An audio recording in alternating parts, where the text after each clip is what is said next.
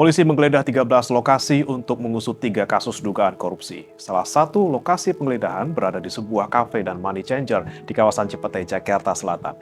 Dalam penggeledahan tersebut, polisi mengamankan ataupun menyita sejumlah barang bukti. Namun hingga kini, polisi belum menetapkan tersangka. Kita akan membahasnya bersama dengan sejumlah narasumber yang sudah hadir di sambungan daring, saudara. Ada pakar hukum pidana, Kadif Humas Polri 2015-2016, Irjen Purnawirawan Anton Carlyan. Macan mapag caritaan Abah Anton Carlyan hiji lengkah sarebu carita. Macan mapag caritaan Abah Anton Carlyan hiji lengkah sarebu carita. Pak Anton, Anda melihatnya seperti apa? Apakah betul memang polisi mengutamakan prinsip kehati-hatian? Mungkin dalam kasus ini Anda melihatnya, atau tadi mungkin ada sesuatu di belakang yang kita tidak tahu sebenarnya? Memang betul kalau sudah dilakukan penggeledahan, penyitaan, itu kan sudah masuk ke ranah penyidikan. Makanya setelah dilakukan penyitaan dan penggeledahan, itu ditetapkan bahwa ini merupakan upaya sudah masuk ke ranah penyidikan. Nah, kemudian saya juga setuju memang harus segera ditetapkan tersangka.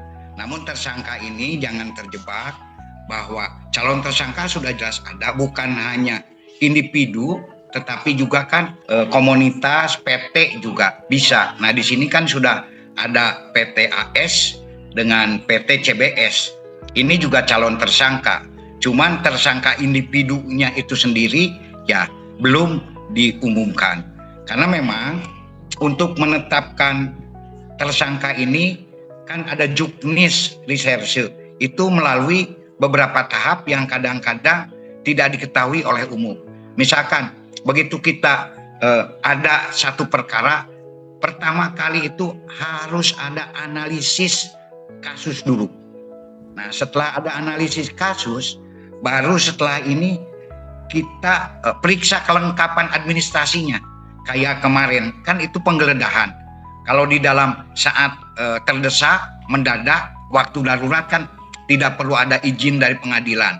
Tapi setelah itu kan harus ada diusulkan, dimintakan ke pengadilan minimal 2 hari sampai 5 hari. Nah, ini kelengkapan administrasi ini itu harus dilengkapi. Kemudian ketiga, setelah itu sekarang ini karena tersangka ini bisa diperadilankan, makanya untuk menetapkan tersangka itu harus melalui ranah gelar perkara. Jadi memang di sini harus ada kehati-hatian, bukan ada siapa di belakang. Karena ini juga kita ketahui bersama bahwa ini kan sudah kasus korupsi itu merupakan atensi daripada Bapak Presiden. Betul juga di sini kita juga saya setuju dengan Pak Profesor, jangan terjebak seolah-olah ini ada satu polarisasi bahwa ini betul-betul harus dalam rangka penegakan hukum. Dan kalau kita lihat juga sejarah masalah laporan ini, apakah pelaporan ini kapan? Apakah ujug-ujug atau sudah ada laporan yang lama?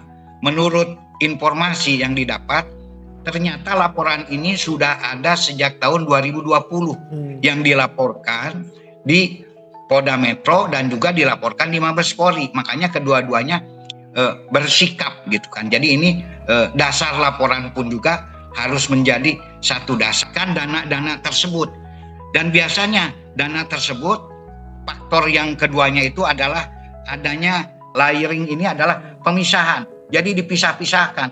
Makanya tidak salah kalau mungkin disita di 13 tempat. Karena memang untuk mengaburkan ini dipisah-pisahkan. Dan yang ketiganya yaitu integration. Jadi setelah itu, setelah dipisah-pisahkan seolah-olah ini sah secara hukum, sah secara bisnis, baru disatukan kembali. Disatukan itu bisa dengan cara pura-pura dibeli dan lain-lain. Nah, itulah di sini karena memang TPPU ini kumulatif, jadi ada 2 tindak pidana yang awal, yang asa atau predikat crime itu bisa jadi dari bisnis yang tidak legal. Intinya itu ada 2 tindak pidana, sehingga di sini jelas penyidik, kalau saya jadi penyidik juga akan sangat hati-hati sekali. Macan mapag carita